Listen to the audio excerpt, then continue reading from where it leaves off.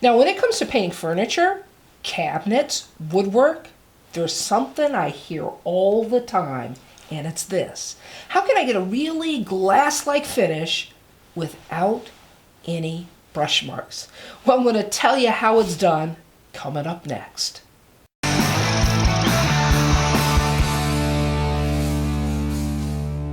Hi everybody, I'm Leah of seejanedrill. Now I got to tell you this, there is a paint out there that's got a little bit of a bad rap, and it's called oil paint. And maybe you're wondering, do they still paint with oil paint? Well, yes they do. So what about the bad rap? Well, here it is. There's something called VOC. And latex paint has VOCs, and oil paint has VOCs. The difference is latex is kind of low on the VOC meter, and oil paint, well, it's kind of high. So if you're wondering really what VOCs are, it's this. It stands for volatile organic compounds. So when somebody paints with oil paint and you walk into that room, you can smell it right away. And you can smell it right away because of what they call off-gassing. It's the gases that come from paint. And breathing that in, well, it's not that good for you. So VOCs, that's the downside of oil paint. But you got to keep this in mind. You know, you can use oil paint on small jobs like doing woodwork or cabinets or furniture where you're using a small quantity of the paint. It's not like you're painting an entire room. So that's something to keep in mind. The other thing is, there's a lot of upside to oil paint. Number one, when you paint with oil paint, you can get a glass-like finish that you're not going to get with latex. Number two, it has a gloss that is unequaled. Number three, there's durability with oil paint. And number four and number three are kind of related, and that is this. You know, when you paint with latex, the latex paint, it just sits right on top of the wood.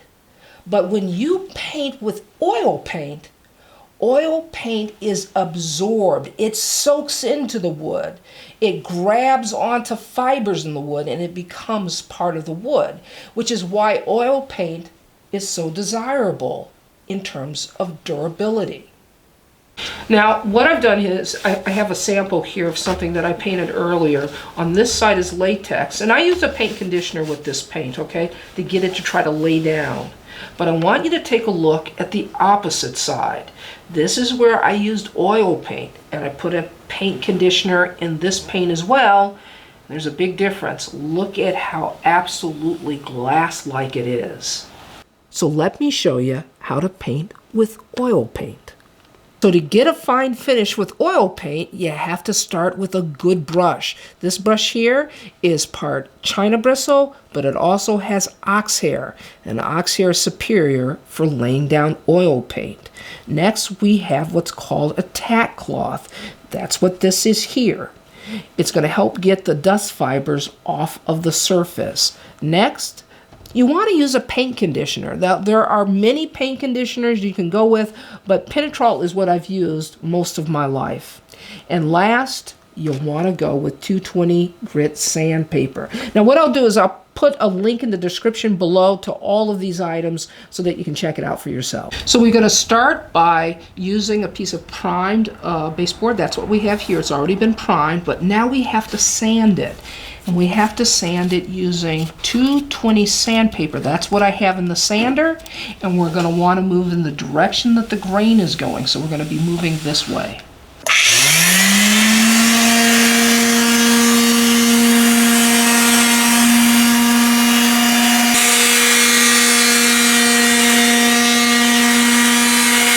Now I'm going to sand where I couldn't get with the sander. So I'm just taking a little piece of 220 rolled up to get into that groove there.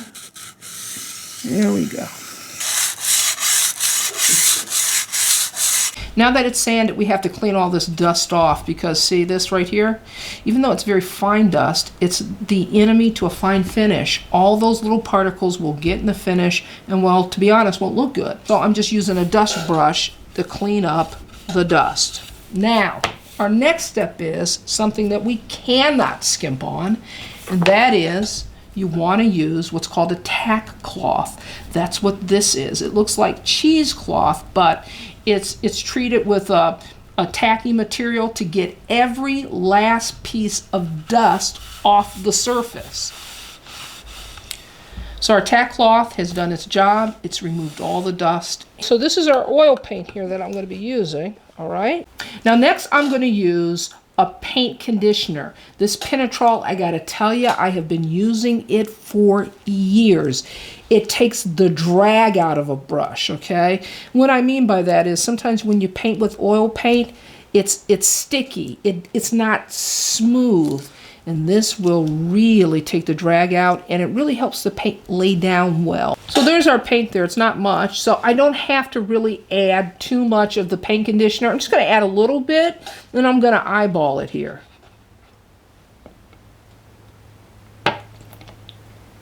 So that's what it looks like. Doesn't take a whole lot because, well, I'm not working with too much paint. Now we're ready to paint. I'm wearing gloves because, well, it will cut down on the mess for me. And I'm just going to check my brush and make certain that I have nothing foreign in there, because we don't want any foreign matter to get in our paint and contaminate it. But it looks pretty good.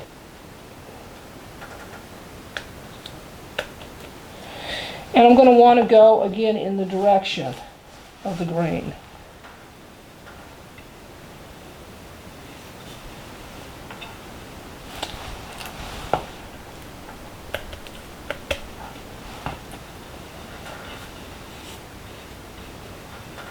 Now the one thing about oil paint is you got a long time to work with it because it's not drying quickly like latex paint would, okay? You're able to really lay it on there and really able to work it. Now that I've got my surface covered, I'm going to do what's called tip off. And what that is I'm going to put it in my paint a little bit. I'm going to wrap it real good so it's not loaded with paint. And now what I'm going to do is I'm just going to lightly glaze over the surface, just very lightly.